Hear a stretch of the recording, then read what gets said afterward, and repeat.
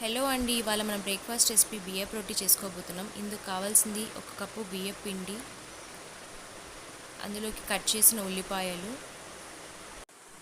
తురిమిన క్యారెట్, వేయించిన పల్లీలను పౌడర్ చేసుకోవాలి. అలాగే పచ్చిమిర్చి పేస్ట్ వేసుకోవాలి, తగినంత ఉప్పు, 1 స్పూన్ జీలకర్ర వేసుకోవాలి, తరిగిన కొత్తిమీర, పసుపు, అన్నిటినీ బాగా కలుపుకోవాలి.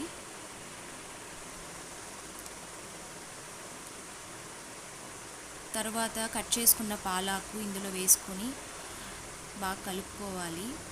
తగినన్ని నీళ్ళు పోసుకొని ముద్దలాగా చేసుకొని ఇలా బాల్స్ చేసుకోవాలి. ఉంటలుగా చేసుకొని ఇలా తట్టుకోవాలి ఒక్కొక్క రొట్టెని. తర్వాత మనం ఇలా కాల్చుకోవాలి పెనం మీద.